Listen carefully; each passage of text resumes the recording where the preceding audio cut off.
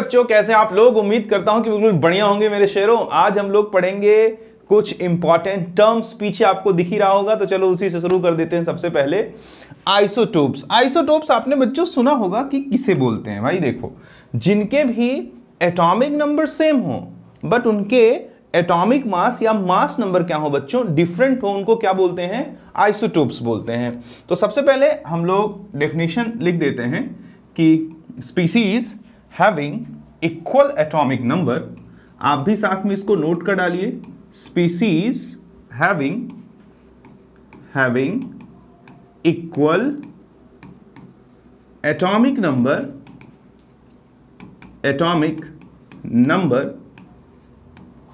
but having different mass number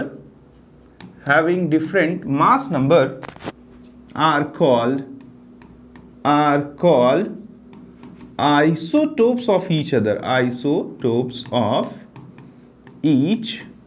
other। इसको बच्चों हम और डिफरेंट लैंग्वेजेस का इस्तेमाल करके पढ़ और समझ सकते हैं। देखिए, आपको पिछले लेक्चर में मैंने सिंबॉलिक रिप्रेजेंटेशन के बारे में बताया। जैसे इस डेफिनेशन से अगर मैं लिखूं आपसे कि 6C12, 6C13 और 6C14, आप इसे गौर पूर्वक देखेंगे तो सिंबॉलिक रिप्रेजेंटेशन में पीछे बातें हो चुकी हैं कि ये जो ऊपर की तरफ लिखा रहता है, it is atomic mass and it is also known as mass number, और ये जो सामने लिखा रहता है बच्चों, it is atomic number and it is always equals to number of proton inside the nucleus. तो प्यारे बच्चों, जरा हम आगे चलते हैं और इसको थोड़ा समझने की कोशिश करते हैं। यहां हमने देखा कि इन सब के पास जो नंबर ऑफ प्रोटॉन है वो आपस में क्या है? इक्वल है। जैसे अगर हम इसके पास बोले प्रोटॉन, तो इसके पास भी प्रोटॉन 6 है, इसके पास भी प्रोटॉन 6 है और इसके पास भी प्रोटॉन 6 है। बट बच्चों यहां पर जरा देखो, मास नंबर अलग है, तो अगर हमें इसका एक और डेफिनेशन बनाना हो तो हम एक और डेफिनेशन बना सकते हैं। क्या? जरा देखिए, इसमें सब में न्यूट्रॉन्स निकालिए। जैसे आपने प्रोटॉन निकाला वैसे न्यूट्रॉन निकालिए। तो जो एटॉमिक मास होता है बच्चों, वो हमेशा सम ऑफ प्रोटॉन और न्यूट्रॉन के बराबर होता है and it is actually known as relative atomic mass. ये हमेशा किसके बराबर होता है? सम ऑफ प्रोटॉन और न्यूट्रॉन के। एटॉमिक मास मैंने आपको पीछे बता रखा है, it is not equals to sum of proton and neutron, it is equals to sum of proton and neutron and multiplied by AMU। यानी एटॉमिक मास की एक यूनिट होती है, रिलेटिव एटॉमिक मास की कोई यूनिट नहीं होती है। तो प्यारे बच्चों, अगर मैं न्यूट्रॉन निकालूं तो क्योंकि ये प्रोटॉन प्लस न्यूट्रॉन है और ये सिर्फ क्या है? प्रोटॉन है, तो अगर मैं इसमें से इसको सब्सट्रैक्ट कर देता हूं तो न्यूट्रॉन्स के नंबर्स आ जाएंगे कि नहीं आ जाएंगे? बट ऑब्वियस है। तो चलो हम इसमें सब्सट्रैक्ट कर देते हैं। 12 में से 6 गया तो कितना आ गया? 6 आ गया। अब यहां जरा देखो, 13 में से 6 गया तो कितना आ गया? 7 आ गया। और यहां 14 में से 6 गया तो कितना आ गया? 8 आ गया। तो मैं अगर चाहूं तो इसका एक और डेफिनेशन डिजाइन कर सकता हूं। पूछो कैसे? तो ऐसे देखिए, मैं बोल सकता हूं कि species having equal number of proton, क्या? Species having equal number of proton but different number of neutrons are called isotopes. तो इसको भी और करके ऐड कर दीजिएगा। क्या? कि species having equal number of proton but different number of neutrons. कहता है कि दो स्पीसीज जिनके पास क्या हो? नंबर ऑफ प्रोटॉन तो क्या हो? सेम हो, लेकिन न्यूट्रॉन्स के जो नंबर है वो बच्चों क्या हो? डिफरेंट हो। तो ऐसी स्पीसीज को हम क्या बोल सकते हैं? बिल्कुल आइसोटोप्स बोल सकते हैं। और देखता हूं कि और मैं क्या घुमा सकता हूं। देखो, सबसे पहले हमने बोला species having equal atomic number but having different atomic masses are called isotopes. ठीक है। और दूसरा हमने क्या बोला? Species having equal number of proton but different number of neutron. और तीसरा हम क्या बोल सकते हैं? देखो, अगर आपको मालूम है कि atomic number he number of proton होता है तो एक और डेफिनेशन बन सकता है। देखो, उसको लिखूंगा नहीं, बोल के बता देता हूं कि species having equal number of proton, क्योंकि किसी भी एटम के भीतर जो प्रोटॉन के नंबर्स होते हैं वही तो उसका एटॉमिक नंबर होता है। यस, तो मैं बोलूंगा species having equal number of proton but having different number of atomic mass are called isotopes. तो प्यारे बच्चों, हम इन्हें ही क्या बोलते हैं? आइसोटोप्स। अब एक जरा जानकारी की बात ले लो कि ये रेडियो एक्टिव होता है। ये कैसा होता है? रेडियो एक्टिव होता है। बच्चों, बहुत सारे आइसोटोप्स हम जानते हैं। जैसे देखिए, अगर हम बात करें कि 17Cl30 मान लीजिए 35 और 17Cl37, यहाँ पर अगर आप देखिए तो यहाँ पे भी बिल्कुल बातें परफेक्टली मैच कर रही हैं डेफिनेशन के अकॉर्डिंग। अगर देखा जाए तो इन दोनों का एटॉमिक नंबर क्या है? सेम है। और मास नंबर क्या है बच्चों? अलग अलग हैं। तो दुनिया में जिनका भी एटॉमिक नंबर सेम है और मास नंबर अलग अलग है, उनको हम क्या बोल सकते हैं? आइसोटोप्स बोल सकते हैं। बच्चों, हाइड्रोजन के बारे में तो आप बहुत अच्छे से जानते रहिएगा कि हाइड्रोजन 1H1 जिसे अपन क्या बोलते हैं? प्रोट्रियम बोलते हैं, प्रोट्रियम। ठीक है, 1H2 इसको D से अपन रिप्रेजेंट करते हैं and it is known as deuterium, deuterium. और बच्चों, तीसरा कौन सा है? 1H3 जिसे हम किस T से रिप्रेजेंट करते हैं और हम इसे क्या बोलते हैं? ट्राइट्रियम। ठीक है, तो ये हाइड्रोजन के 3 आइसोटोप्स हैं। इनमें जरा देखो तो सबका एटॉमिक नंबर क्या है प्यारे बच्चों? सबका एटॉमिक नंबर तो सेम है, लेकिन सबके मास नंबर बोलो या एटॉमिक मास बोलो, वो सबके सब क्या है? डिफरेंट हैं। तो they are also in the category of isotopes. अगर इतनी बात आपको समझ में आ जाती है तो एक नई बात जान लीजिए कि ये क्या है? रेडियो एक्टिव होता है। कैसा होता है? रेडियो एक्टिव होता है। रेडियो एक्टिव का मतलब जानते हो आप लोग? 11th वालों पे तो मुझे कम भरोसा है, 12th रिपीटर ये तो जानते हैं। रेडियो एक्टिव क्या होता है? जो रेडियो देख के एक्टिव हो जाए? Nothing is like that. Radio active का मतलब है नेचर में बहुत सारे ऐसे एलिमेंट मौजूद हैं जिनके न्यूक्लियस से अपने आप अल्फा, बीटा और गामा रेज निकलती रहती हैं, और इस पूरे फिनोमिनन को अपन रेडियो एक्टिविटी और दीज एलिमेंट्स को अपन क्या बोलते हैं? Radio active element. तो 11th वालों का तो दिमाग चकरा जाएगा, अरे यार सर जी, मैंने तो आज तक पढ़ा था कि एटम के न्यूक्लियस में सिर्फ प्रोटॉन और न्यूट्रॉन होता है, तो इसमें से अल्फा, बीटा, गामा कैसे निकल सकता है?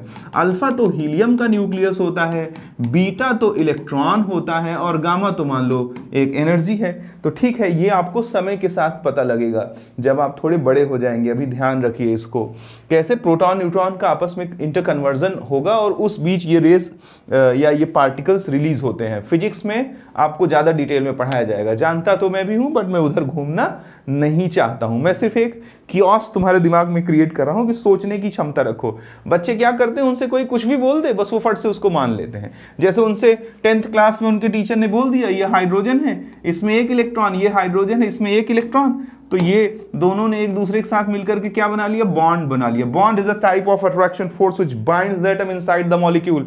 If bond is a attraction force, then how it is working between two electrons? Because electrons have same charges and we know that same charges repel each other. तो बच्चे इसको पूछते नहीं हैं, बस मान लेते हैं। तो मेरा आपसे एक ही रिक्वेस्ट है कि साइंस को ही नहीं, दुनिया की सभी चीजों को जानने की कोशिश करें, मानने की बिल्कुल भी कोशिश ना करें। मानने में एक फोकट का वो क्रिएट होगा, फॉलोअर बनने का तरीका। ठीक है, तो आप हमेशा माने ना, जानने की कोशिश करें। तो प्यारे बच्चों, इसके बारे में आपको न्यूक्लियर फिजिक्स में पढ़ाया जाएगा, कभी मुझे मौका मिलेगा तो मैं भी पढ़ा दूंगा। आइए हम लोग थोड़ी थोड़ी बातें और आगे बढ़ाते हैं। तो जान लीजिए, और ये रेडियो एक्टिव एलिमेंट, सोचो इनके एटम के न्यूक्लियस में इतनी ऊर्जा, इतनी एनर्जी छुपी हुई है जो इस पूरी पृथ्वी को बर्बाद करने की शक्ति रखती है, इंसानों का नामो निशान मिटाने की शक्ति रखती है। कौन? Atomic bomb. एटॉमिक बॉम्ब का जो मेन फंक्शन है वो क्या है? रेडियो एक्टिव एलिमेंट ही तो यूज किए जाते हैं, uranium and all.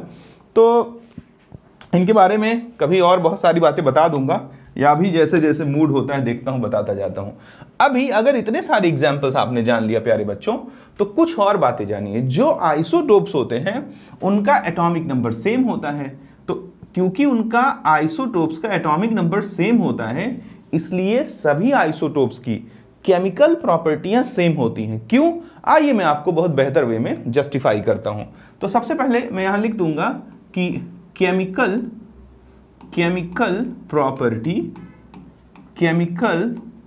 Property of isotopes are same but their physical property, but their physical property is different। लेकिन इनकी जो फिजिकल प्रॉपर्टी होती है ना प्यारे बच्चों, वो कैसी होती है? डिफरेंट होती है। तो आइए मैं जस्टिफाई करता हूं। सबसे पहले ये समझिए कि केमिकल प्रॉपर्टी को कौन निर्धारित करता है? Who decided the chemical property of any element? तो उसके आउटर मोस्ट शेल का इलेक्ट्रॉनिक कॉन्फ़िगरेशन। अगर एलिमेंट्स के आउटर मोस्ट शेल का इलेक्ट्रॉनिक कॉन्फ़िगरेशन सिमिलर होगा तो उनकी ऑलमोस्ट, सब तो नहीं बोल रहा हूं मैं, ऑलमोस्ट केमिकल प्रॉपर्टीज क्या होंगी? सिमिलर होंगी। तो प्यारे बच्चों, चाहे कोई कहे कि 6C12 है, चाहे कोई कहे कि 6C13 है, चाहे कोई कहे कि 6C14 है, इन सभी में अगर मैं आपसे पूछूं कि नंबर ऑफ प्रोटॉन कितने हैं तो आप बोलोगे 6 6 6। और सिद्धांत, कॉन्सेप्ट ये कहता है कि न्यूट्रल स्पीसीज में जितने नंबर ऑफ प्रोटॉन होंगे प्यारे बच्चों, उतने ही नंबर ऑफ इलेक्ट्रॉन्स होंगे। तो नंबर ऑफ इलेक्ट्रॉन्स भी कितने हो जाएंगे? 6 6 6। अब अगर मैं इन सभी एलिमेंट का इलेक्ट्रॉनिक कॉन्फ़िगरेशन करके दिखाऊं तो चाहे वो 6C12 हो, 1s2 2s2 2p2 होगा। ऑर्बिटल डायग्राम बना दूं तो ये देखिए, आउटर मोस्ट शेल के 2p सब शेल में 2 अनपेयर्ड इलेक्ट्रॉन मौजूद हैं। अगर मैं यहां इलेक्ट्रॉनिक कॉन्फ़िगरेशन करूंगा तो because the number of electron is same, तो electronic configuration will also same. तो वो भी बच्चों ऐसे हो जाएगा 1s2 2s2 और यहां पे क्या हो जाएगा? 2p2। यहां पे भी जब मैं आउटर मोस्ट शेल के 2p सब शेल को ऑर्बिटल डायग्राम बनाऊंगा तो आप पाओगे कि सर जी यहां पे भी 2 अनपेयर्ड इलेक्ट्रॉन हैं। और प्यारे बच्चों, सिमिलर यहां पे भी देखो 1s2 2s2 2p2। जब मैं आउटर मोस्ट शेल के 2p सब शेल का ऑर्बिटल डायग्राम बनाता हूं तो आप पाते हो कि यहां पे भी 2 अनपेयर्ड इलेक्ट्रॉन हैं। तो प्यारे बच्चों, ध्यान पूर्वक बातों को सीखें, समझे और जाने। क्या सीखे, समझे और जाने? ये जाने कि देखिए, आइसोटोप्स में क्योंकि इलेक्ट्रॉनों की संख्या समान होती है, the number of electrons in the isotopes are equal, so हम कह सकते हैं कि इनका इलेक्ट्रॉनिक कॉन्फ़िगरेशन भी सेम होगा, इसलिए इनके आउटर मोस्ट शेल का भी इलेक्ट्रॉनिक कॉन्फ़िगरेशन सेम होगा। And who decided the chemical property of element? The electronic configuration of outer most shell. तो बच्चों, क्योंकि ऐसा क्यों है कि इनकी केमिकल प्रॉपर्टी क्या है? इनकी देखो सेम है, केमिकल प्रॉपर्टी कैसी है? सेम। क्या रीजन हो जाएगा? रीजन क्या है इस बात का? इस बात का बच्चों रीजन है same electronic configuration of outer most shell. उम्मीद करता हूं कि प्यारे बच्चों को इतनी बात समझ में आई होगी। अब थोड़ी बहुत एक्स्ट्रा बातें भी बोलना चाहता हूं, देखते हैं कि आपको कितना उसमें से अच्छा लगता है। प्यारे बच्चों, जब भी कभी यूरेनियम को तोड़ा जाता है ना, यानी यूरेनियम के न्यूक्लियस को तोड़ा जाता है, यानी कि न्यूक्लियर जब भी हम फिशन करते हैं तो ऐसी स्थिति में जरा देखो क्या होता है। यूरेनियम का एटॉमिक नंबर है 92 और मास नंबर है 235। इस पर ये न्यूट्रॉन को लिखने का तरीका है और इसकी स्पीड बहुत स्लो होती है, बम्बार्ड कराया जाता है। जब न्यूट्रॉन यूरेनियम पे बम्बार्ड किया जाता है तो जब ये इसके न्यूक्लियस में एंटर करता है तो ये इसको तोड़ देता है। किसमें? बेरियम में और क्रिप्टॉन में। और बच्चों, साथ साथ ये इसको तोड़ देता है 3 न्यूट्रॉन में और देता है थोड़ी मोड़ी नहीं, 931 million electron volt energy. My God! यानी कि जब हम यूरेनियम के एक एटम पर जो है न्यूट्रॉन का बम्बार्डमेंट कराते हैं और वो एक एटम टूटता है तो प्यारे बच्चों 931 million electron volt energy produce होती है। सोचिए, थोड़ा मोड़ा नहीं, 931 मिलियन। अब जरा गौर पूर्वक मिलियन और इलेक्ट्रॉन वोल्ट के भी बारे में थोड़ा थोड़ा बोल देता। एक इलेक्ट्रॉन वोल्ट जो है प्यारे बच्चों, वो बराबर होता है 1.67 इंटू 10⁻⁻19 जूल के।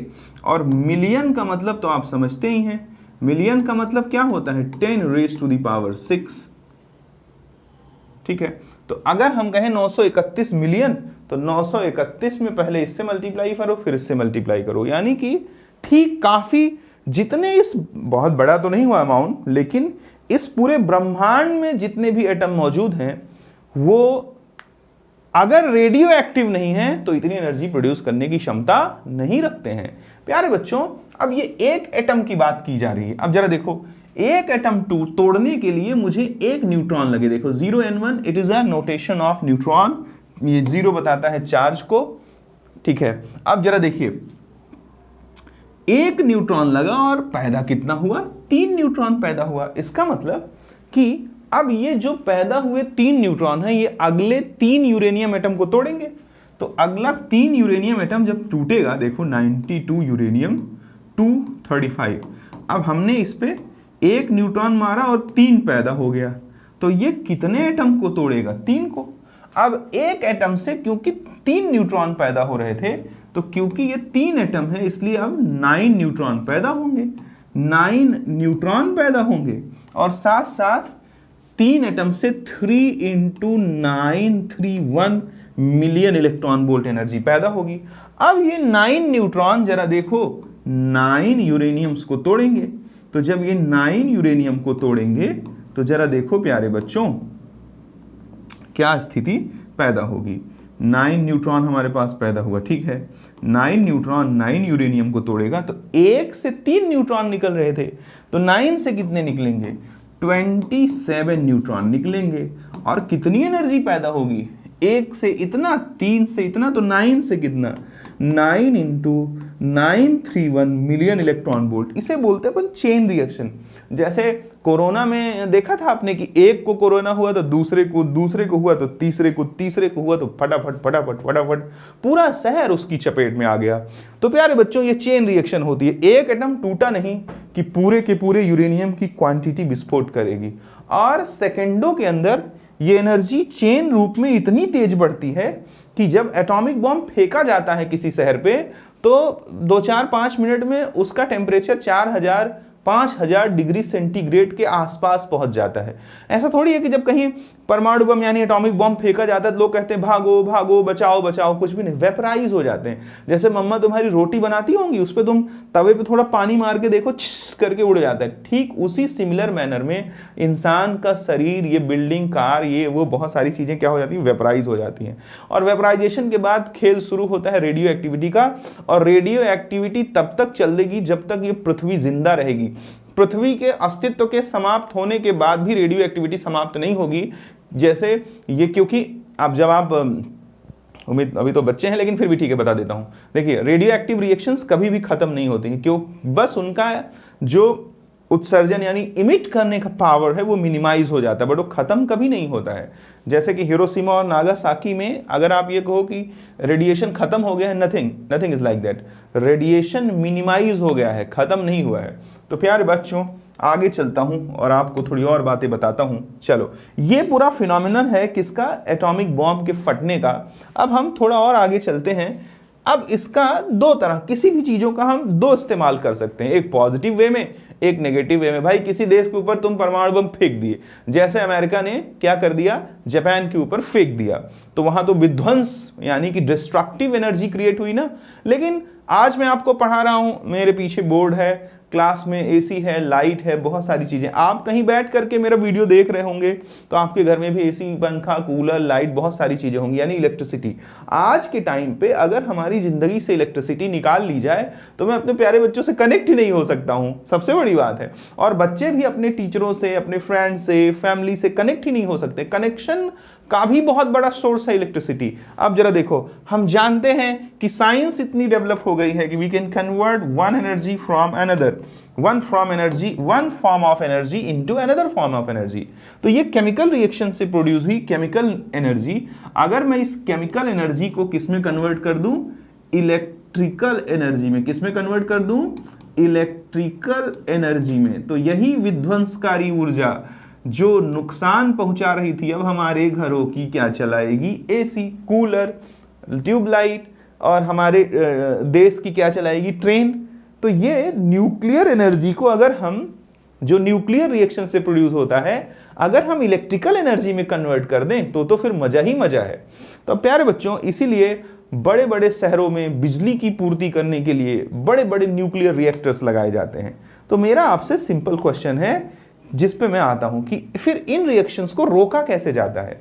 यदि हम न्यूक्लियर रिएक्टर में इन रिएक्शंस को रोक सकते हैं, तो फिर अगर हमारे शहर पे एटॉमिक हमला हो जाए, कि मान लो हमारे बगल का बदमाश पाकिस्तान देश एटॉमिक बॉम्ब फेंक दें, खैर एटॉमिक बॉम्ब फेंके तो हम लोग उसकी ऐसी की तैसी कर दें, 2-2 रहपटे लगाएं, उसको एटॉमिक बॉम्ब की भी जरूरत नहीं मारने को ससुरे को। देखो, अगर मान लो एटॉमिक बॉम्ब फेंक दे तो हम क्यों उसे कंट्रोल नहीं कर सकते हैं, बट हमारे बड़े बड़े शहरों में न्यूक्लियर रिएक्टर हम लगा करके क्यों उसका रिएक्शन कंट्रोल कर लेते हैं।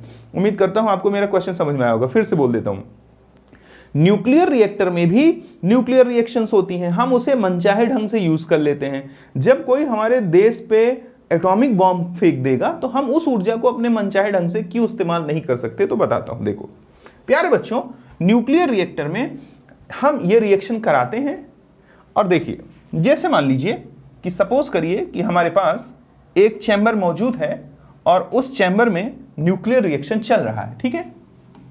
अब न्यूक्लियर रिएक्शन अगर चल रहा है तो न्यूक्लियर रिएक्शन के पीछे जिम्मेदार कौन था, ये न्यूट्रॉन। अगर ये न्यूट्रॉन जो पैदा हो रहा है, हम एक ऐसा व्यवस्था क्रिएट कर दें कि फट से एब्जॉर्ब हो जाए, तो आगे यूरेनियम को तोड़ने के लिए न्यूट्रॉन मिलेगा ही नहीं। और जब आगे यूरेनियम को तोड़ने के लिए न्यूट्रॉन नहीं मिलेगा तो रिएक्शन रुक जाएगी। यदि हम ऐसी कुछ व्यवस्था कर सकें कि परमाणु बम फेंकते ही हम न्यूट्रॉन को क्या करें, पूरे के पूरे न्यूट्रॉन को खा लें, तो वो रिएक्शन आगे नहीं बढ़ सकती और परमाणु बम फुस हो जाएगा। लेकिन क्योंकि ये होने के बीच का जो समय है वो बहुत छोटा है, उस वक्त इन्वायरमेंट में हम न्यूट्रॉन को कंट्रोल करने की कोई व्यवस्था नहीं क्रिएट कर सकते हैं, इसलिए हम एटॉमिक हमले को रोक नहीं सकते हैं। अगर वो बम फट गया तो हमें उसका खामियाजा भुगतना पड़ेगा। बट जब वो रिएक्शन किसी चैम्बर में चल रही होगी, तो देखिए जैसे मान लो कि यूरेनियम है और यूरेनियम पे न्यूट्रॉन गिराया हमने और वो टूट टाट के मान लो 931 मिलियन इलेक्ट्रॉन वोल्ट एनर्जी और 3 न्यूट्रॉन प्रोड्यूस कर दिया। तो दो चीजें देखो, कैडमियम की रॉड लगी होती हैं। पहले तो न्यूक्लियर रिएक्टर बहुत जमीन के अंदर कंक्रीट लगा करके 5-5 मीटर मोटी कंक्रीट की दीवारों के भीतर वो काम चल रहा होता है, ठीक है। उसके बावजूद भी कैडमियम की रॉड और हैवी वाटर बोले तो D2, बहुत इंपॉर्टेंट है, समझ लेना। इन दोनों की अपनी एक प्रॉपर्टी है कि ये न्यूट्रॉन एब्जॉर्बर की तरह वर्क करते हैं। तो जैसे मान लो कि हमें नागपुर शहर को पूरी बिजली देनी है और हमने महीने भर की बिजली न्यूक्लियर रिएक्टर लगा के बना दी। अब हमें रिएक्शन को स्टॉप करना है, तो हम वहां कैडमियम रॉड, चैम्बर में कैडमियम रॉड को डाउन कर देते हैं और ये कैडमियम रॉड इन न्यूट्रॉन्स को क्या कर लेता है, एब्जॉर्ब कर लेता है। और जब ये इन न्यूट्रॉन्स को एब्जॉर्ब कर लेगा तो ये न्यूट्रॉन बचेंगे नहीं, तो आगे रिएक्शन कंटिन्यू नहीं होगी, क्योंकि यूरेनियम को तोड़ने के लिए न्यूट्रॉन लगता है। तो प्यारे बच्चों, इन्हें हम बोलते हैं इंग्लिश में मॉडरेटर। क्या बोलते हैं? मॉडरेटर। तो मॉडरेटर इन न्यूक्लियर रिएक्टर्स। प्यारे बच्चों, ये लोग किसकी तरह इस्तेमाल में लाए जाते हैं? They are used as a moderator in a nuclear reactor.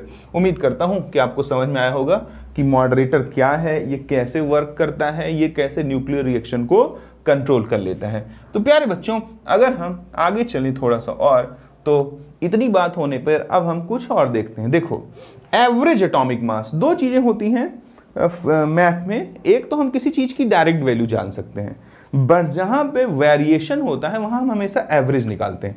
जैसे मान लीजिए कि it is a calculated for those, ये गलती से लिख गया है, ये दोज है, those elements which exist in different isotopic form.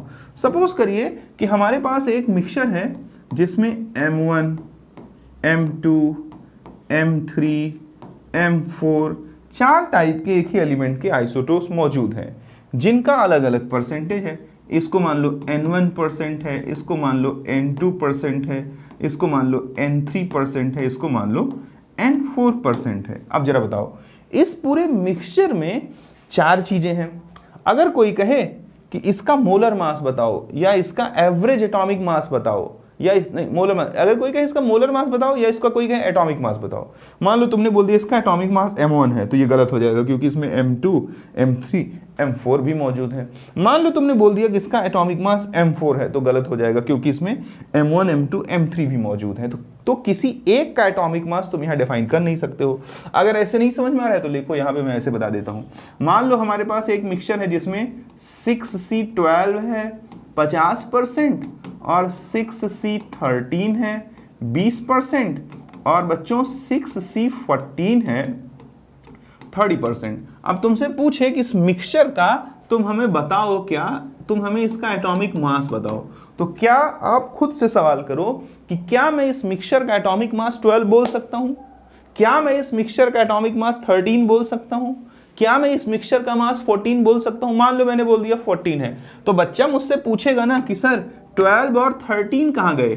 मान लो मैं बोल दूं कि 13 है, तो बच्चा मुझसे पूछेगा 12 और 14 कहाँ गए। मान लो मैं बोल दूं कि 12 है, तो बच्चा मुझसे पूछेगा 13 और 14 कहाँ गए।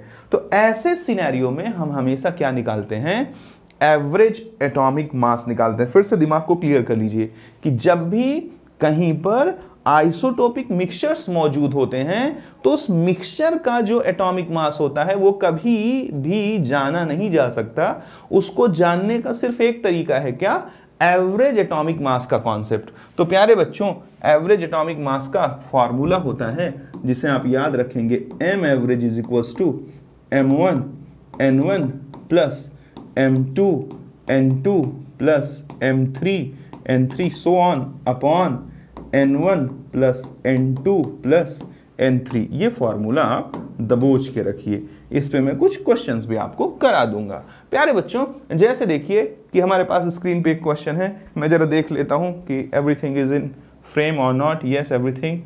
तो अब हम इसको थोड़ा आगे बढ़ जाते हैं, थोड़ा सा इधर लेना पड़ेगा ऐसे, ठीक है। चलो देखिए, हम लोग अगर इसकी बात करें तो चलिए शुरू करते हैं। प्यारे बच्चों, हमसे कहता है कि carbon exist in 3 isotopic form, हम जानते भी हैं, कार्बन 12, कार्बन 13, कार्बन 14, ठीक है। कहता है परसेंटेज, ये ABU होगा, percentage abundance of C12, C13 are 80% and 15%, then calculate average atomic mass of carbon, ठीक है। हमसे कहता है कि हमारे पास प्यारे बच्चों एक मिक्सचर मौजूद है और वो मिक्सचर जरा देखिए किन चीजों से मिलकर के बना हुआ है। वो मिक्सचर बच्चों कार्बन के 3 आइसोटोप C12 और C13 और प्यारे बच्चों C14 से मिलकर के बना हुआ है, ठीक है। अब जरा थोड़ा मेरी बात को और अच्छे से देखें। कहता है हमें क्वेश्चन में कहता है कि C12, C13, C14 abundance of 12 and 13 80 and 50%। तो 12 कितना है, 80% है और 13 कितना है 15% है। तो सिंपल सी बात है कि 14 कितना हो जाएगा, टोटल परसेंट 100 होगा तो 100 में से घटा दीजिए, 80 10 90 और 5 95, यानी कि 5% किसका मौजूद है, C14 का। अब हमें कह रहा है कि इसका एवरेज एटॉमिक मास निकालो। ये कौन सी बड़ी बात है भाई, आइसोटोपिक मिक्सचर के केस में हमने पीछे सीखा ही कि हम क्या निकालते हैं, हम लोग एवरेज एटॉमिक मास निकालते हैं। और अभी देखिए धड़धड़ा के निकाल देंगे।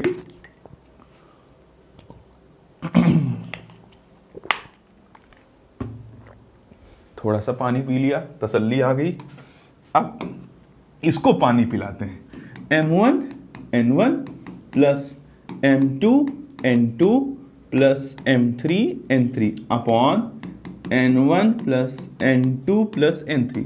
अगर हम बात करें M1 की तो देखो 12 M1 मतलब इसका मास, मोलर मतलब एटॉमिक मास, तो कितना है 12 इंटू 80 प्लस M2, इसका एटॉमिक मास कितना है 13।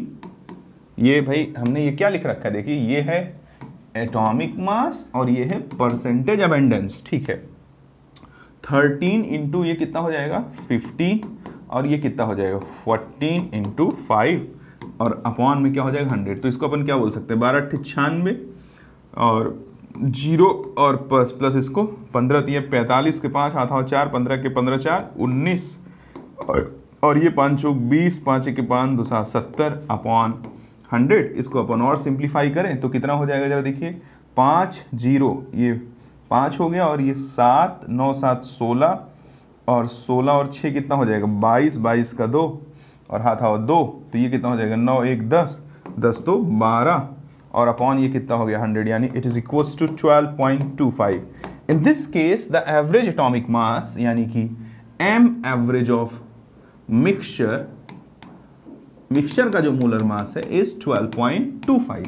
अगर हम आइसोटोन्स के बारे में बात करें तो those species which have equal number of neutrons are called isotopes. तो सबसे पहले हम लोग डेफिनेशन लिख देते हैं प्यारे बच्चों।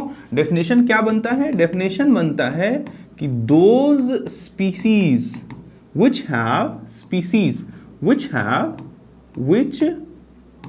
Have equal number of neutrons are called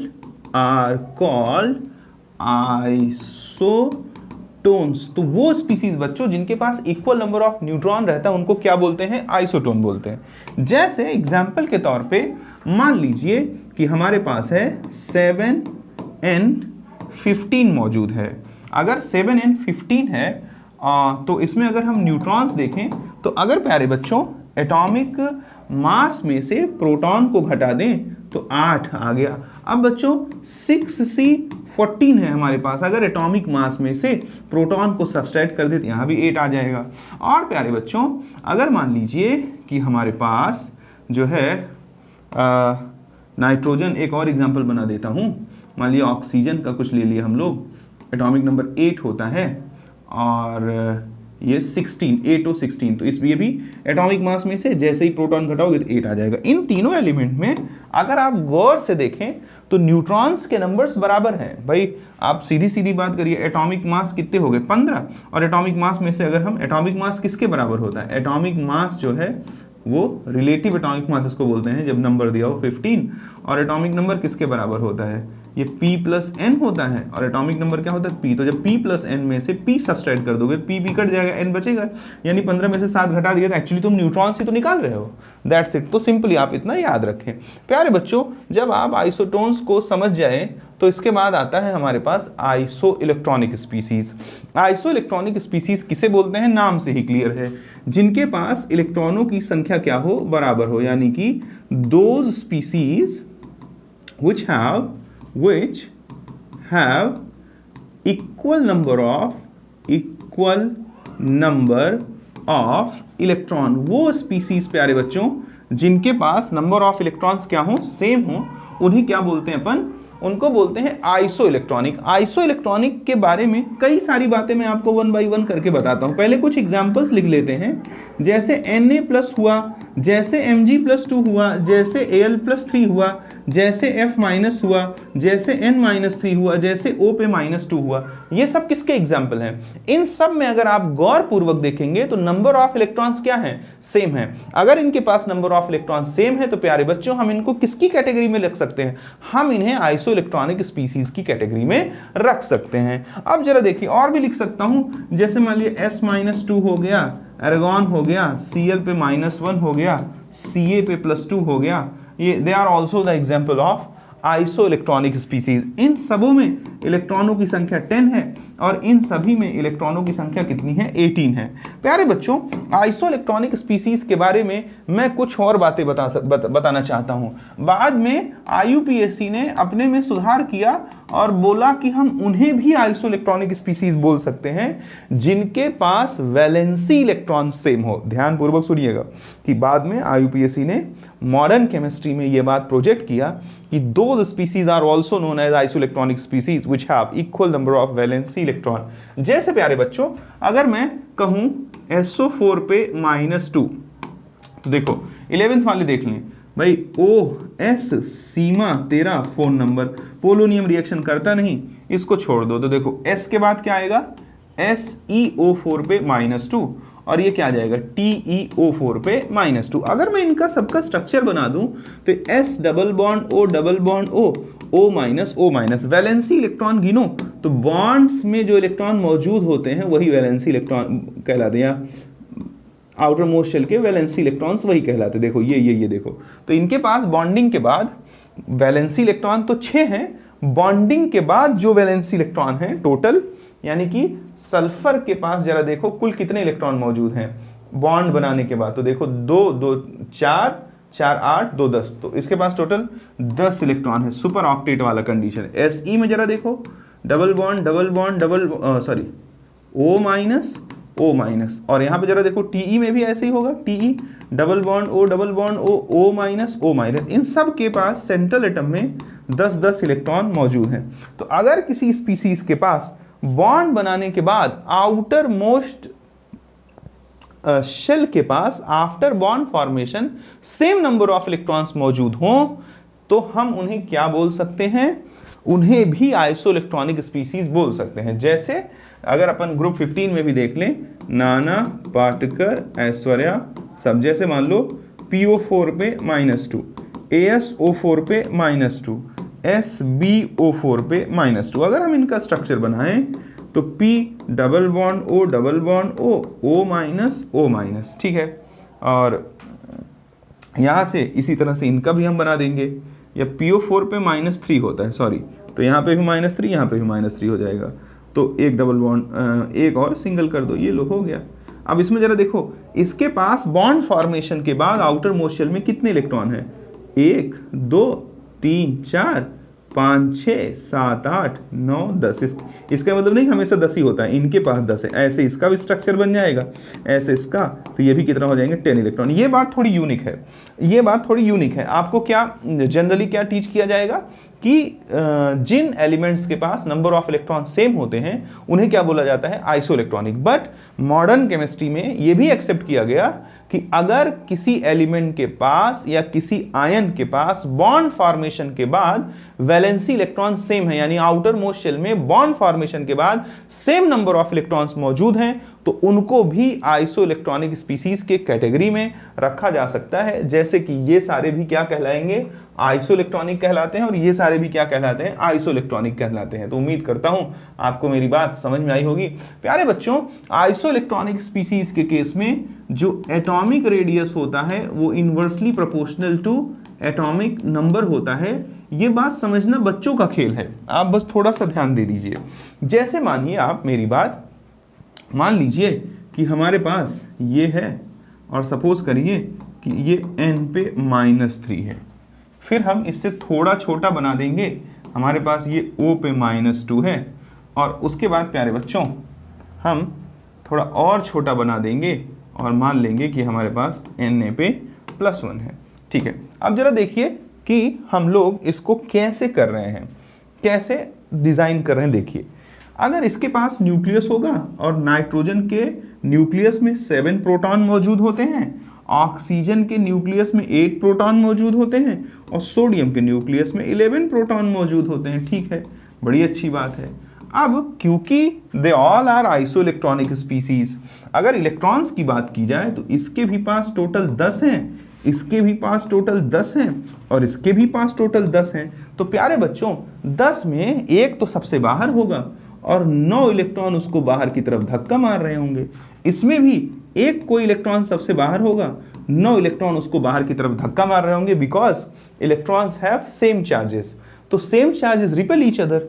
और यहाँ पे भी जरा देखो, एक इलेक्ट्रॉन कोई बाहर होगा और 9 उसको बाहर की तरफ धक्का मार रहे होंगे। यानी कि जो रिपल्सिव फोर्सेस हैं जिसकी वजह से किसी चीज की साइज बड़ी हो सकती है, वो तो इसमें तीन के तीनों में 9 इलेक्ट्रॉन की ही वजह से है। बट जो अट्रैक्शन फोर्स है, अट्रैक्टिव फोर्सेस की वजह से किसी चीज की साइज श्रिंक कर सकती है। भाई कोई स्फेरिकल है, अब कोई उसको अट्रैक्ट करेगा तो ऐसे छोटा हो सकता है, और रिपेल करेगा तो ऐसे बड़ा हो सकता है। तो देखिए, अट्रैक्टिव फोर्सेस जो है वहां सिर्फ 7 प्रोटॉन के हैं, यहाँ 8 के और यहाँ 11 के। तो अगर मैं इस बोर्ड के प्लेन में लेफ्ट टू राइट मूव करता हूं प्यारे बच्चों, तो जरा देखो कि रिपल्शन फोर्स जो है, रिपल्शन के लिए जो जिम्मेदार फोर्स है, यानी रिपल्शन है, वो क्या हो रहा है बच्चों, कांस्टेंट है, कांस्टेंट है। लेकिन प्यारे बच्चों, जो अट्रैक्शन है वो लगातार लेफ्ट टू राइट जाने पर क्या कर रहा है, इंक्रीज कर रहा है, बढ़ रहा है। तो जब भी कभी अट्रैक्शन बढ़ेगा तो एटॉमिक रेडियस क्या हो जाएगा, छोटा। यानी कि हमने देखा कि जिसके पास प्रोटॉन ज्यादा है, यानी जिसका एटॉमिक नंबर क्या है, ज्यादा, उसकी साइज कैसी होती है, छोटी। और जिसके पास प्रोटॉन कम है, यानी जिसका एटॉमिक नंबर क्या है, कम, उसकी साइज कैसी होगी, बड़ी। इसीलिए मैंने यहां पर बोला कि एटॉमिक रेडियस एटॉमिक नंबर के इनवर्सली प्रोपोर्शनल है। तो जिसका एटॉमिक नंबर ज्यादा उसका एटॉमिक रेडियस छोटा, जिसका एटॉमिक नंबर बड़ा उसका एटॉमिक रेडियस जिसका एटॉमिक नंबर ज्यादा उसका एटॉमिक रेडियस छोटा, और जिसका एटॉमिक नंबर कम उसका एटॉमिक रेडियस बड़ा। उम्मीद करता हूं कि आपको ये बात समझ में आई होगी प्यारे बच्चों। तो ऐसे इस पे क्वेश्चंस भी आ जाते हैं कभी कभी, जैसे मान लीजिए इनसे पूछे कि इनको साइज के ऑर्डर में रखो, तो सबसे छोटा एटॉमिक नंबर n-3 का है, तो सबसे बड़ा उसका रेडियस होगा। उसके बाद O का -2 है, फिर इसका होगा। उसके बाद F-, उसके बाद सबसे छोटा एटॉमिक नंबर सोडियम का है, Na+ होगा, फिर जो है Mg+2 होगा। सबसे ज़्यादा एटॉमिक नंबर एल्युमिनियम का, इसलिए इसमें ये सबसे छोटा होगा। इसमें अगर बात किया जाए तो सबसे कम एटॉमिक नंबर सल्फर का है, इसलिए वो सबसे बड़ा होगा। उसके बाद Cl- का है, उसके बाद Ar का है, और सबसे बड़ा जो है वो Ca+2 का है, इसलिए इनमें ये सबसे छोटा होगा। तो प्यारे बच्चों रेडियस भी कंपेयर करना आपको आना चाहिए। आगे स्क्रीन पे देखिए लिखा हुआ है आइसोडायफर्स। ये थोड़ा इंपॉर्टेंट चीज है प्यारे बच्चों। देखिए, अगर if species have equal number of n-p, अगर किसी स्पीसीज के पास सेम नंबर हो, इक्वल नंबर हो किसका, n-p का, if species have equal number of n-p, then they are known as isodiaphers. तो उनको हम किस नाम से जानते हैं बच्चों, आइसोडायफर्स से। मैं एक बात बहुत अच्छी बताना चाहता हूं आपको, वो बात क्या है, इन्हें बोलते हैं अपन आइसोटोपिक एक्सेस भी बोलते हैं। और प्यारे बच्चों n-p जो होता है ना, वो हमेशा a-2z के भी बराबर होता है। चाहे मैं बोलूं, कुछ किताबों में a-2z भी लिखा रहेगा, तो चाहे मैं बोलूं n-p और चाहे मैं बोलूं a-2z, उसका मतलब सेम है। ये है एटॉमिक मास और ये है एटॉमिक नंबर। और ये कौन सा वाला एटॉमिक मास है, रिलेटिव एटॉमिक मास है। जब यूनिट ना दिया हो, सम ऑफ प्रोटॉन एंड न्यूट्रॉन हम यूज कर रहे हो, तो उसको हम क्या बोलते हैं, रिलेटिव एटॉमिक मास। प्यारे बच्चों अब हम इस पे कुछ और बातों को आगे बढ़ाते हुए चलते हैं। सबसे पहले इस जोन का यूज करते हैं और आपको समझाने की कोशिश करते हैं।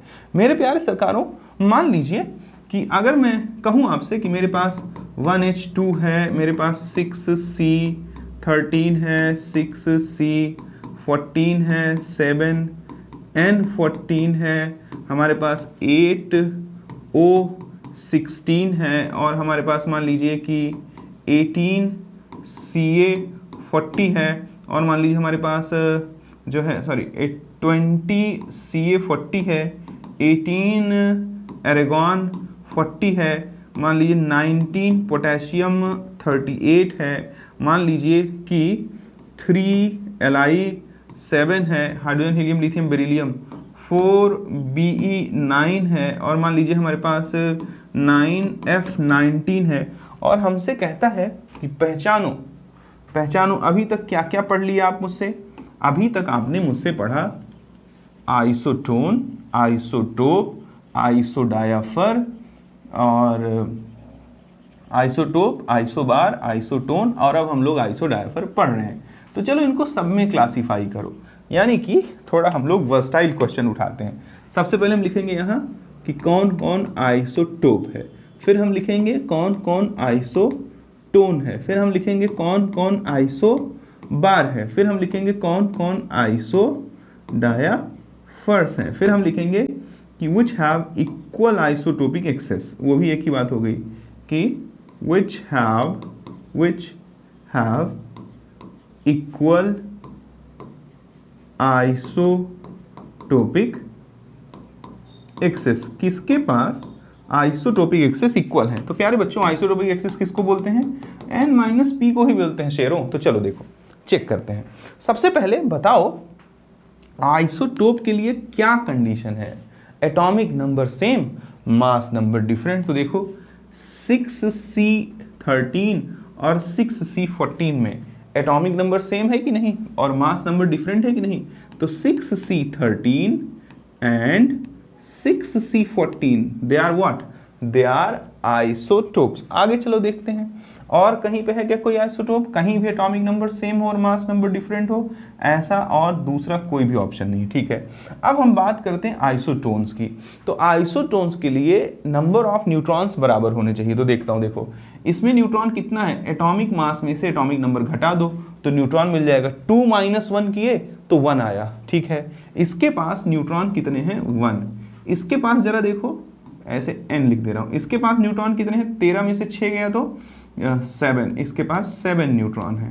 इसके पास जरा देखो न्यूट्रॉन कितने हैं, 8 न्यूट्रॉन है, 8 न्यूट्रॉन है। इसके पास जरा देखो कितने हैं, 14 में से 7 गया तो 7 न्यूट्रॉन है। Okay okay okay okay stop. यहाँ जरा देखो 6C13 के भी पास 7 न्यूट्रॉन थे और 7N14 के भी पास 7 न्यूट्रॉन थे। ठीक है, चलो तो इनको हम न्यूट्रॉन न्यूट्रॉन को बराबर कर लिए। देखो तो पहला पेयर हमको आइसोटोन का मिल गया, कौन, 6C13 मिल गया और कौन मिल गया, 7N14 मिल गया। बच्चों थोड़ा और आगे चलेंगे, थोड़ा और आगे चलेंगे, थोड़ी और बातें पता लगेंगी।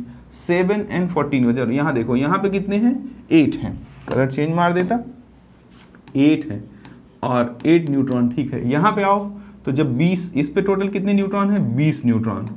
और यहाँ पे कितने न्यूट्रॉन है, यहाँ पे 18, 2 20 22 न्यूट्रॉन। ठीक है, यहाँ पे कितने हैं, अगर मैं देखूँ तो 19 दूनी ये 39 होना चाहिए ना, सॉरी 39। यहाँ पे कितनी है, इस पे 20 न्यूट्रॉन है। ठीक है, आगे आ जाओ, यहाँ पे कितने हैं, 4 न्यूट्रॉन है। ठीक है, यहाँ आ जाओ, यहाँ पे कितने हैं, 5 न्यूट्रॉन है। ठीक है, यहाँ पे कितने हैं, अगर देखें तो 10 न्यूट्रॉन है। ठीक है, अब जरा देखो उसके बाद हमने देखा 20Ca40 और 19 पोटेशियम 39। देखो 20Ca40 और 19 पोटेशियम 39, इनके भी पास बच्चों अगर देखा जाए तो न्यूट्रॉन सेम है कि नहीं, बिल्कुल सेम है।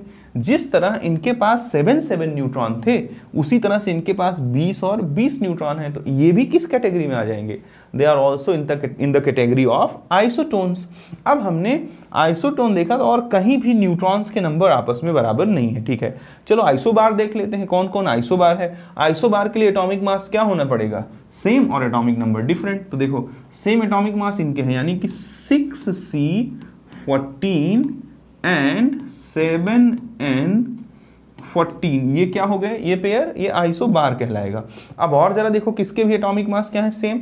तो देखो कैल्शियम 20Ca40 एंड 18 एरागॉन 40, इसमें भी जरा देखो इनके एटॉमिक नंबर तो डिफरेंट है बट एटॉमिक मास सेम है, that's why they are also in the category of isobar. और किसी में आप देख डालिए तो पाएंगे कि और किसी में तो ऐसा है नहीं। अब सवाल पैदा होता है आइसोडायाफर का। आइसोडायाफर के लिए हमें क्या निकालना पड़ेगा, N-P निकालना पड़ेगा। ठीक है, अब जरा देखो N कितना आया है 1 और P कितना है 1, तो हाइड्रोजन का जो N-P है वो कितना हो जाएगा, यहीं कहीं लिख डालते हैं, रुको यहीं लिख डालते हैं। चलो 1H2 के लिए जो N-P होगा प्यारे बच्चों वो कितना हो जाएगा, 2 N-P निकालना है। जब इसमें से इसको घटाएंगे तो N मिलेगा, यानी कि देखो ये N है, 1 - 1 तो कितना हो गया, 0 हो गया। अगर मैं 6C13 में N कितना आया है 7 और P कितना है 6, तो 6C13 की बात करूं तो इसका N-P कितना है प्यारे बच्चों, 7 - 6 कितना हो जाएगा, 1 हो जाएगा। तो यहाँ पे कितना लिख दूंगा, 1 लिख दूंगा। आगे आया 6C14, इसमें N कितना आया था 8 और P कितना है 6, तो 8 - 6 कितना हो जाएगा, 6C14, 8 माइनस कितना कर दिया मैंने 6, कितना आ गया, 2 आ गया। आगे बात करेंगे 7N14, तो ये 7 आया और इधर भी 7 है, 7N14, तो 7 - 7 ये कितना हो गया, 0। लो खट से पहला पेयर तुमको मिल गया जो आइसोडायाफर है और जिनका आइसोटोपिक एक्सेस सेम है। क्या, सबसे पहला पेयर है 1H2 और दूसरा पेयर है प्यारे बच्चों 17 नाइट्रोजन 14। इन दोनों में n माइनस पी की वैल्यू क्या है, 0 0 है, ठीक है। और आगे चलते हैं, उसके बाद आ गया 8O16 है, चलो तो यहां लिख डालता हूं 8O16। अगर इसका मैं n माइनस पी निकालूंगा तो इसके लिए n कितना आया है 8 और p कितना है 8, तो n माइनस पी कितना होगा 0, यानी it is also in the category of isodiapher 8O16। इसका भी n माइनस पी सेम है, देखें इसका भी n माइनस पी कितना आ रहा है 0, इसका भी n माइनस पी कितना आ रहा है 0, इसका भी n माइनस पी कितना आ रहा है 0। आगे चलते हैं प्यारे बच्चों, बात करेंगे 20 और Ca40 का। तो n कितना है इसके पास 20 और p कितना है 20, तो इसका भी n माइनस पी 0 आ रहा है। देखिए भाई न्यूट्रॉन्स कितना निकाले हो, दिस माइनस दिस किए तो न्यूट्रॉन आया। अब न्यूट्रॉन में से प्रोटॉन सब्सट्रैक्ट करोगे तो 20 माइनस 20 करना पड़ेगा, ये भी 0 आएगा। यानी कि 20 और Ca और 40 they are also in the category of isodiapher. और हम कह सकते हैं इन जो आइसोडायफर होंगे उन सब का आइसोटॉपिक एक्सिस क्या होगा, इक्वल होगा। प्यारे बच्चों आगे चलेंगे तो इसमें जरा देखो 22 में से 18 सब्सट्रैक्ट कर दो तो 20 एरागॉन के लिए अपन क्या करेंगे, एरागॉन के लिए यही लिख देता, एरागॉन के लिए अगर अपन लिखेंगे n माइनस पी तो 22 में से सब्सट्रैक्ट किया 18 तो कितना आया 4, ठीक है।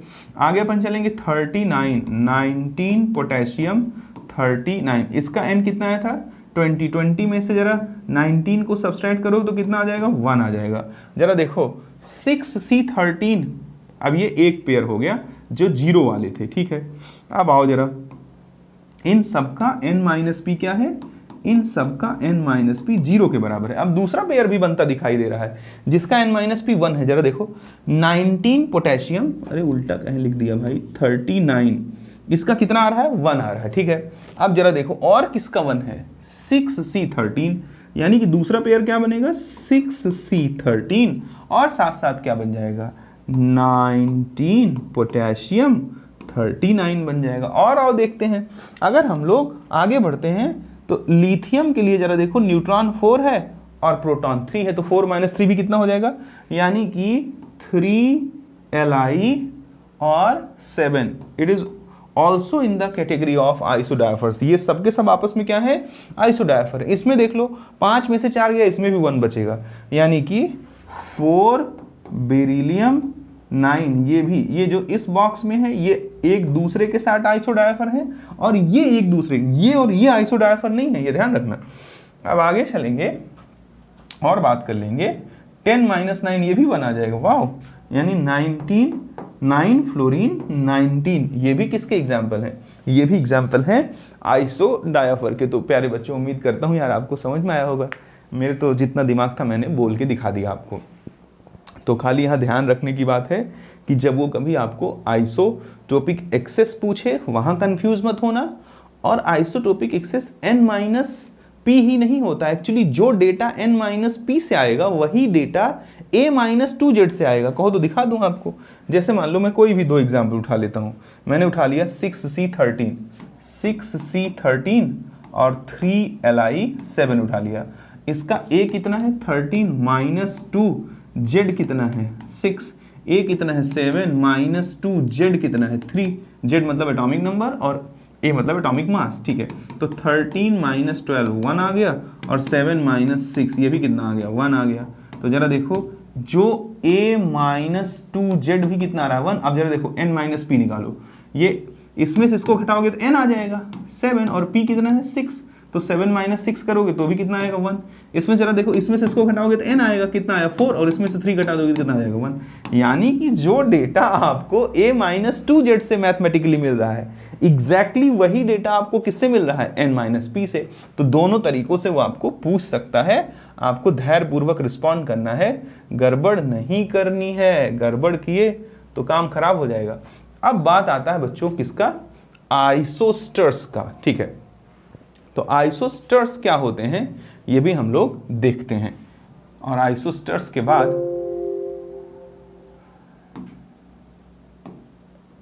सॉरी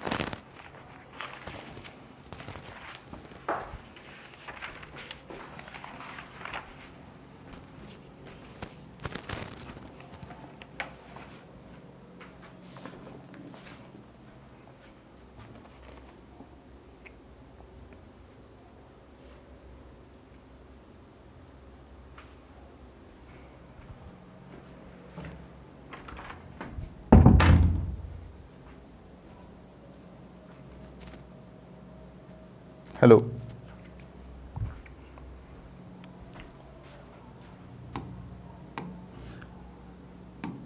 बच्चों अब हम बात करेंगे किसका, आइसोस्टर्स का। ये लास्ट है इसमें जो नेम वाली चीजें थी।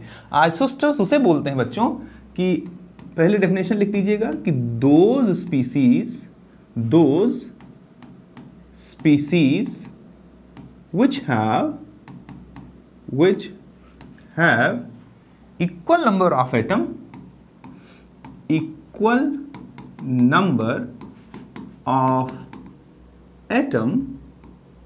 as well as equal number of electrons as well as equal number of electrons। वो स्पीसीज जिनके पास नंबर ऑफ एटम सेम हो और उनके पास इलेक्ट्रॉनों की भी संख्या सेम हो। प्यारे बच्चों अब हम लोग इसके क्या शुरू करते हैं उठाना, देखिए एग्जाम्पल उठाना शुरू करते हैं। जैसे मान लीजिए कि मीथेन है और मान लीजिए कि NH4+ है। अगर प्यारे बच्चों इनमें तुम माइन्यूटली देखोगे तो तुम क्या पाओगे, देखो कार्बन के पास कितने इलेक्ट्रॉन है, 6, हाइड्रोजन के पास 1, तो 4 × 1, टोटल नंबर ऑफ इलेक्ट्रॉन्स कितने हो गए, 10 इलेक्ट्रॉन। इसके आगे चल दो, नाइट्रोजन के पास कितने हैं, 7 और 4 × 1 और +1 पॉजिटिव चार्ज का मतलब है कि इस पूरे स्पीसीज ने एक इलेक्ट्रॉन लूज किया है, यानी कि 11 - 1, तो इसके पास भी इलेक्ट्रॉन कितने आ गए, 10। इलेक्ट्रॉन्स दोनों स्पीसीज में सेम है, बट हम इन्हें आइसोइलेक्ट्रॉनिक नहीं बोल सकते हैं क्योंकि इलेक्ट्रॉन सेम होने के साथ साथ इनके पास नंबर ऑफ एटम भी सेम है। तो अगर मैं नंबर ऑफ एटम की बात कर दूं प्यारे बच्चों, तो नंबर ऑफ एटम इसमें कितना है, 5, 4 हाइड्रोजन 1 कार्बन और इसमें 4 हाइड्रोजन 1 नाइट्रोजन, तो 5 एटम है। यानी कि नंबर ऑफ एटम भी सेम है और साथ साथ इलेक्ट्रॉनों की संख्याएं भी सेम है, नंबर ऑफ इलेक्ट्रॉन्स भी सेम है। इसलिए हम इनको किसकी कैटेगरी में जस्टिफाई कर सकते हैं, हम इन्हें आइसोस्टर्स की कैटेगरी में बहुत ही आसान से क्या कर सकते हैं, जस्टिफाई कर सकते हैं। अब आगे चलेंगे और बाकी एग्जांपल्स को देखेंगे। जैसे मान लीजिए हमारे पास कार्बोनेट आयन है CO3 पे -2, ठीक है। अगर कार्बोनेट आयन के साथ साथ हम लोग बात करें किसका, N और NO3 पे -1, इसे अपन क्या बोल देते हैं, नाइट्रेट आयन बोल देते हैं, ठीक है। कार्बोनेट आयन मौजूद है हमारे पास, नाइट्रेट आयन मौजूद है हमारे पास, और मान लीजिए हमारे पास कि hydrogen, helium, lithium, beryl, bismuth, चलो इतने में ही देखते हैं। अगर इनके पास देखते हैं तो 3 और 1 कितने हैं, 4 एटम, और 3 और 1 कितने हैं, 4 एटम मौजूद हैं। अगर इलेक्ट्रॉन गिना जाए तो 8 × 24, इनके पास 24 और 6 इसके पास, 24 ऑक्सीजन का और 6 इसका, 24 6 30 और 2 32 हो गया, ठीक है। यहाँ पे जरा देखो 8 × 24, 24 और 7 31 और 1 32। इनके भी पास जरा देखो प्यारे बच्चों, इलेक्ट्रॉन्स की संख्या क्या है, सेम है। और सिर्फ इलेक्ट्रॉन ही नहीं सेम है इनके पास इलेक्ट्रॉन के नंबर सेम होने के साथ साथ नंबर ऑफ प्रोटॉन भी क्या है, एग्जैक्टली इक्वल्स हैं। अब अगर मैं और एग्जांपल ले लूं, देखो NH2- और H2O ले लूं, NH2- और H2O, तो क्या बोलोगे, कितने एटम है टोटल, 2 और 1 3, 2 और 1 3। इलेक्ट्रॉन कितने हैं इसमें जरा देखो, 8 और 2 10 इलेक्ट्रॉन, 10 इलेक्ट्रॉन इसमें भी हैं और 10 इलेक्ट्रॉन इसमें, 7 दोनों और 1 10। तो उम्मीद करता हूं कि आपको मेरी बात समझ में आई होगी कि हमें इनको थोड़ा ध्यान से समझना है। मतलब इनकी सबसे पहले हमें डेफिनेशंस याद रहनी चाहिए, तब हम जा करके इन पे बेटर रिस्पॉन्स कर पाएंगे। तो प्यारे बच्चों, एक आइसोस्ट्रक्चरल भी होता है, बट उसको हम आगे आपको समझाएंगे केमिकल बॉन्डिंग में। तो आज के लिए इतना पर्याप्त है। उम्मीद करता हूँ कि ये लेक्चर आपके किसी काम आएगा। वैसे तो ये कोई बहुत पावरफुल लेक्चर नहीं था, नॉर्मली बच्चा खुद से भी पढ़ के जान सकता है, बट बीइंग अ टीचर मेरी जो रिस्पॉन्सिबिलिटी मैंने अपने मन में सोची है उसको निभाने के क्रम में ये भी एक लेक्चर था जो मैंने आज डिलीवर कर दिया। तो थैंक यू।